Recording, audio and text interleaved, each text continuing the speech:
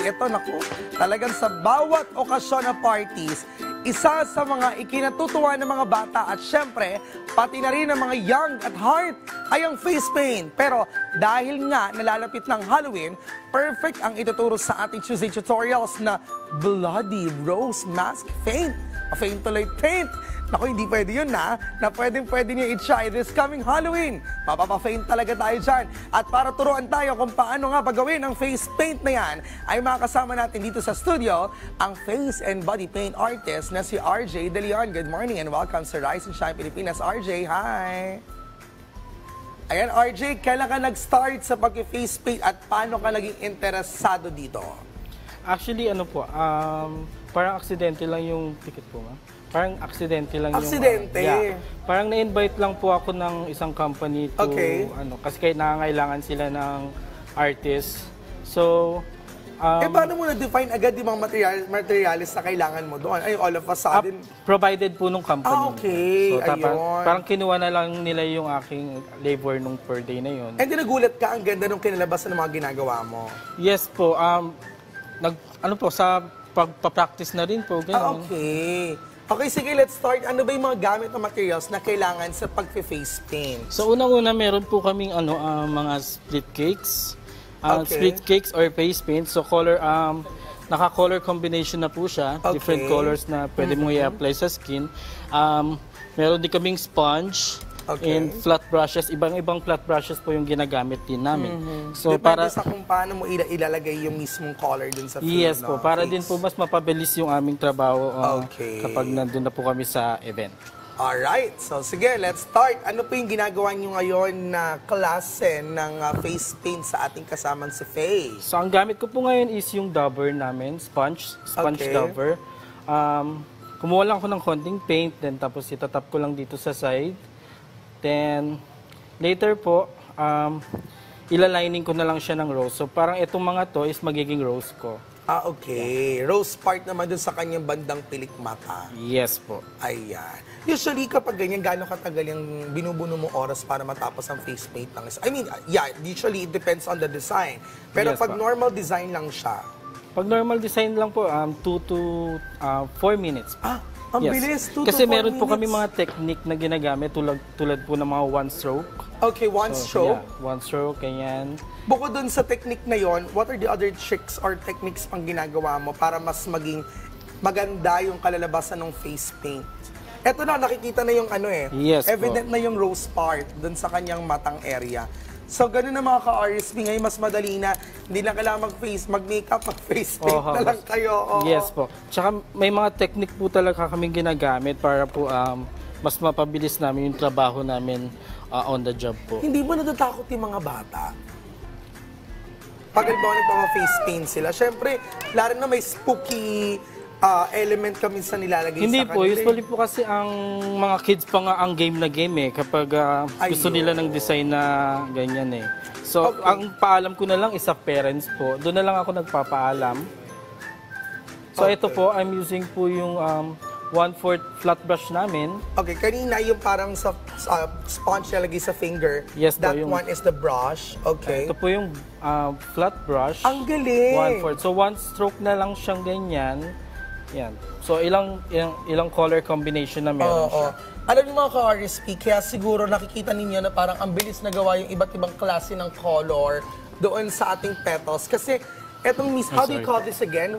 A cake paint? Yeah, split cake po. Split yan cake. po ang tinatawag namin split. Split cake, it comes in different colors, magkakasama na siya. Tapos pag pinahid mo yung brush o kaya yung mismong sponge, magmamanifest na siya doon pagkapahid sa face paint mismo. So, in fairness, diba? Ayan, nakita niyo na po doon sa petals mismo na nilagay sa mata ni Faye. Ayan.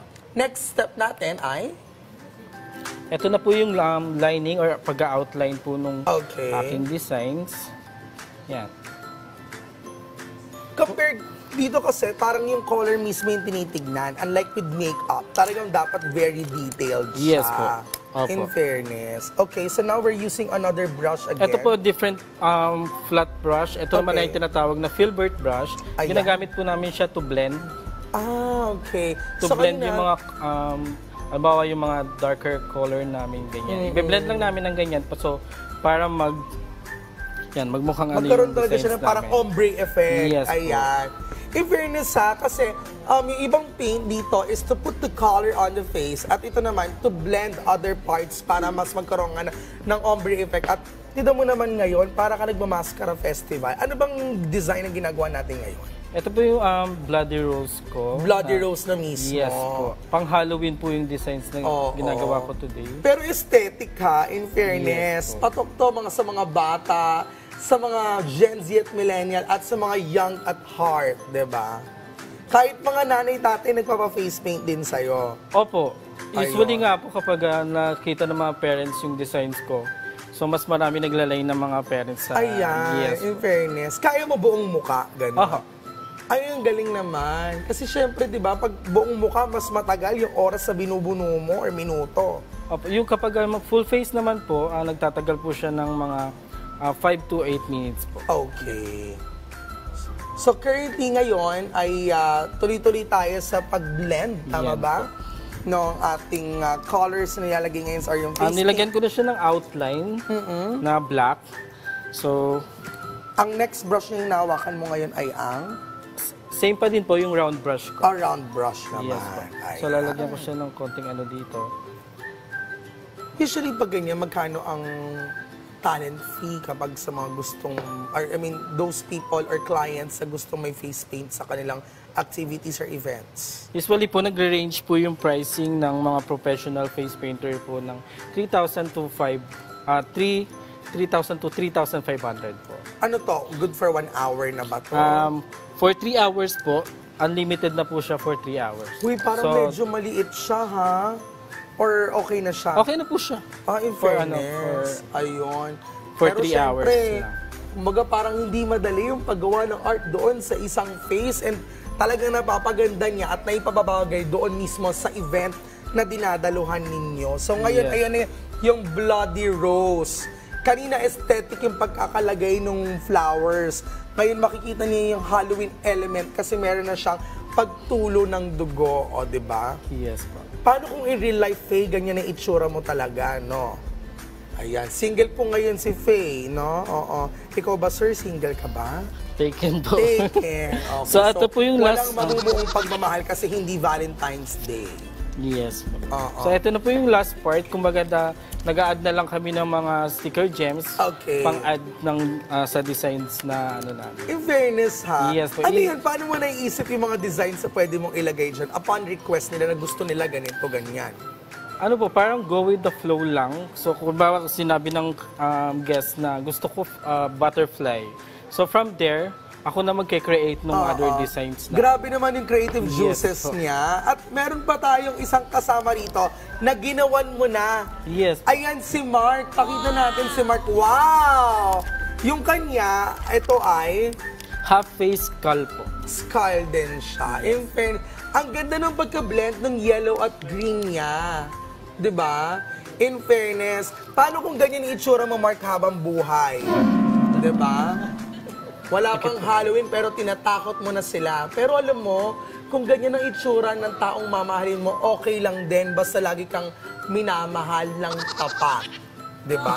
Bagay na bagay kayong dalawa ni Faye kung ganyan ang itsura ninyo.